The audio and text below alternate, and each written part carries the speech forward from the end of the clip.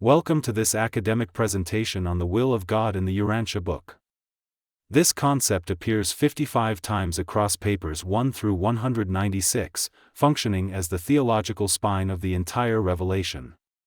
We will examine it through 5 domains: ontological, volitional, pneumatological, Christological, and eschatological. Each domain reveals a different facet of how divine will operates, from the nature of God Himself, to the creature's free choice, to adjuster indwelling, to Jesus' life, and finally to cosmic destiny in the Supreme Being.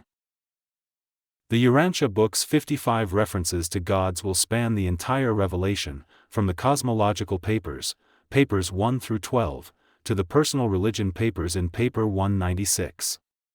5 analytical domains emerge: ontological, asking what is God's will; volitional, asking how creatures choose it; pneumatological, examining the adjuster as indwelling divine will; Christological, looking at Jesus as its supreme expression; and eschatological, exploring where doing God's will leads in cosmic terms. Each domain is distinct, but all point to the same ultimate reality. God's will in the Urantia Book has 3 defining characteristics. First, it is love, not abstract sentiment but volitional, purposive love. Second, it is divine truth, the ontological ground of all cosmic law and order. Third, it is expressed through sovereign self-restraint. God voluntarily limits His presence throughout the finite universe, making room for authentic creature development. God never coerces, His method is always persuasion through love. Paper 3, Section 6, Paragraph 2 gives us the foundational equation: the will of God is divine truth, living love. Paper 12 introduces the crucial distinction between the part and the whole. At the level of any individual personality in any given moment, God's will does not necessarily prevail, as stated in Paper 12, Section 7, Paragraph 1. But across the whole universe of universes, God's will rules. This leads to the temporal perspective principle in Paper 12, Section 7, Paragraph 7. The longer the time frame, the more clearly God's will becomes discernible in the spirit fruits of creature lives. Providence is not divine intervention overriding nature, it is the cosmic guarantee that sincere seeking of God's will is never ultimately in vain. Free will in the Urantia Book is not an obstacle to God's will, it is its primary vehicle of finite expression. Paper 39, Section 4, Paragraph 14 states that the highest possible moral choice, in any sphere of existence, is the choice to do the will of God. This is radically democratic. Spiritual greatness is available to the most humble mortal through sincere volitional commitment. Paper 118, Section 6, Paragraph 6 adds the dynamic dimension: paths of choice continually open and close. The spiritual life is a life of perpetual deciding, and at every decision point, the choice of God's will is the highest available option. Paper 111, Section 5, Paragraph 1 gives us the most intimate definition of doing God's will in the entire revelation: it is creature willingness to share the inner life with God. This is not external compliance, it is an opening of the interior self to divine participation. The doing of God's will is therefore an act of intimacy and co-creation. Paper 112, Section 0, Paragraph 10 adds that this volitional consecration is the highest gift a finite being can offer the Father, not worship in an abstract sense, but the actual dedication of one's faculty of choice. Paper 91, Section 2, Paragraph 4 makes a radical point: the sacrifice of material possessions as a prayer offering is actually a distortion. It substitutes external giving for the real offering, which is the consecration of one's will to God's will. True prayer does not change God, it transforms the one who prays. Jesus warned specifically against eloquence, repetition, fasting, and penance as markers of efficacious prayer. See Paper 146, Section 2, Paragraph 15. Paper 146, Section 3, Paragraph 7 then attaches a promise: those who follow the Spirit's leading shall eventually know God's will and abide forever. The thought adjuster is one of the Urantia Book's most radical theological concepts. Paper 108, Section 4, Paragraph 2 states plainly: the adjusters are the will of God. Not a representative or a messenger, but the actual will of God, personally present within the mortal mind. Following the adjuster is therefore literally living in God's will. Paper 108, Section 2, Paragraph 10 reveals a remarkable detail. The dispatch of adjusters is triggered by the mortal's conscious decision to do the will of God, will precedes indwelling. The creature's choice of God's will invites God's will to take up residence within. Adjuster fusion is the eschatological culmination of the creature's relationship with God's will. It is not merely agreement with God's will, it is permanent ontological union with a fragment of the Father himself. Paper 110, Section 6, Paragraph 17 describes the mechanism. Choosing God's will joins spiritual faith to material decisions, creating a divine fulcrum that enables increasingly effective spiritual functioning. Paper 110, Section 7, Paragraph 1 clarifies that achieving the 7 cosmic circles is necessary but not sufficient. Fusion depends on yet greater spiritual factors. This is the supreme fruit of choosing God's will. The Urantia Book places its theology of divine will in dialogue with Vedantic and Taoist thought. Paper 94, Section 3, Paragraph 7 acknowledges the Brahman teaching that the soul returns to the Oversoul, a genuine spiritual insight, but identifies the critical gap, no provision for survival of the unique personality born of the union of human and divine will. The Urantia Book's distinctive claim is that this union produces something entirely new. Meanwhile, Paper 94, Section 6, Paragraph 6 finds that Lao Tzu's vision of a non-coercive absolute converges remarkably with the Urantia Book's portrayal of God's will as always persuasive, never compulsive. Jesus is not merely a teacher about God's will, he is its supreme personal demonstration. Paper 196, Section 1, Paragraph 1 describes his devotion as beyond decision or determination, a wholehearted consecration and unreserved bestowal of love. Paper 136, Section 4, Paragraph 10 shows genuine volitional struggle in the wilderness, real alternatives existed, and Jesus chose the Father's way through authentic free will. Paper 158, Section 7, Paragraph 4 reveals that even in Peter's loving concern, Jesus detected a subtle temptation to deviate. His discernment of God's will required constant, attentive vigilance across the entirety of his ministry life. Paper 170, Section 2, Paragraph 11 records one of Jesus' most deliberate theological acts, taking the politically loaded concept of the kingdom of heaven and translating it into the personal, volitional reality of doing God's will.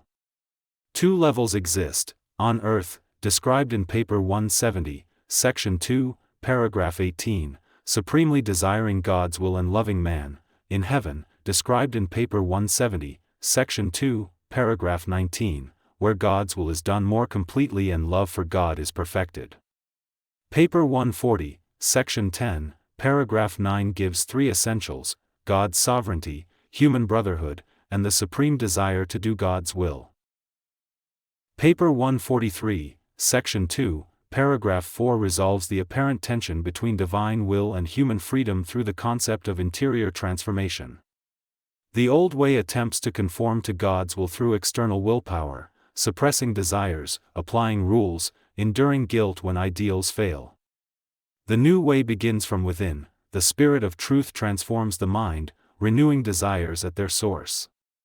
Once transformed, the performance of God's will becomes not a burden but a joy, certain and joyous performance.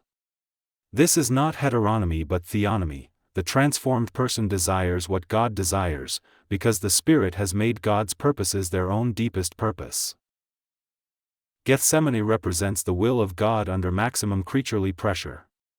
Paper 155, Section 6, Paragraph 11 frames it as the supreme experience of finite existence, not discovering God's will, but honestly trying to do it when the personal cost is fully real. Jesus' prayer, "Not my will but thine be done," is not passive resignation, it is the hardest volitional act in human history, and the archetypal pattern for every creature facing the choice of God's will over self. Paper 181, Section 1, Paragraph 8 gives us the fruit, a peace that surpasses both stoicism and optimism, available only to those whose will is genuinely God's will.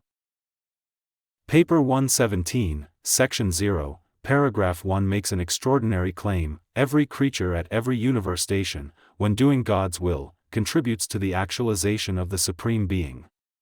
The Supreme is not separate from God's will, the Supreme is the finite universe's collective response to that will. This means individual moral choices have literal cosmic ontological consequences.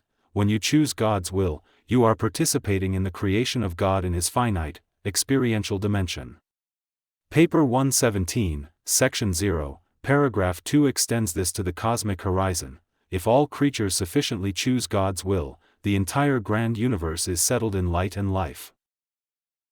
The core of the finality represents the ultimate horizon of what choosing God's will produces.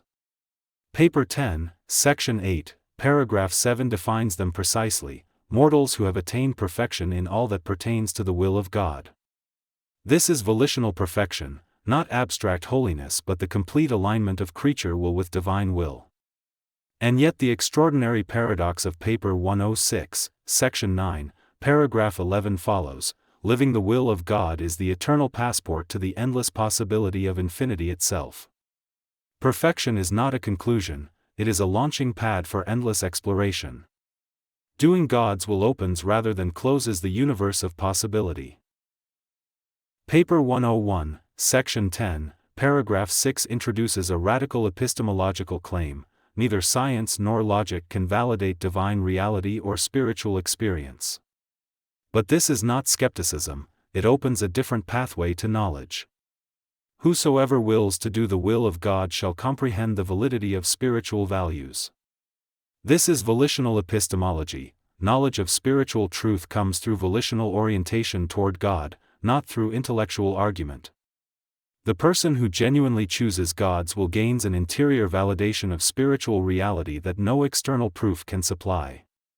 Paper 103, Section 4, Paragraph 3 adds the pastoral dimension: failing personal ideals is not the same as failing God. After Pentecost, the mortal receives a comprehensive guidance system for living in God's will. The thought adjuster, present since the first moral decision, works from the deepest interior, urging toward divine ideals. The Spirit of Truth, bestowed after Jesus' ascension and described in Paper 194, Section 3, Paragraph 19, works through the outer life, relationships, community, and truth encountered in daily experience.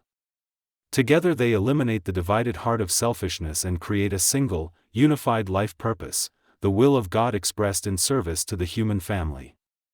Paper 196, Section 0, Paragraph 8 gives Jesus' own synthesis: seek first the kingdom of heaven, the domain where God's will is fully operative.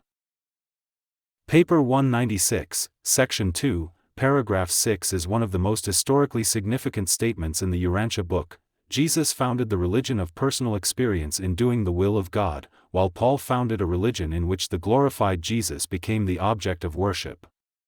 This is not a condemnation of Paul, he was a genuine spiritual giant. But the distinction is real: two different organizing centers, two different primary spiritual acts. Jesus' religion places volitional relationship with the Father at the center. The Pauline tradition shifted the center to Christological doctrine. The Urantia Book calls for recovery of Jesus' original vision, God's will as the living dynamic of all authentic spirituality. 5 domains, 1 unified vision. Ontologically, from Papers 1 through 3, God's will is divine truth and living love, the ground of all cosmic law. Volitionally, in Paper 39 and Paper 118, the highest moral act for any creature is choosing God's will, available to everyone, requiring only sincerity. Pneumatologically, in Papers 107 through 110, the thought adjuster literally is God's will indwelling the mortal mind, guiding toward fusion. Christologically, in Papers 136 through 196, Jesus is the supreme personal demonstration, wholehearted consecration, not mere duty. Eschatologically, in Papers 106, 117, and 10, choosing God's will contributes to supreme being actualization and opens the eternal passport to infinite exploration. The Urantia Book does not ask for assent to a new theology. It calls for a volitional reorientation, the same one Jesus himself lived and taught.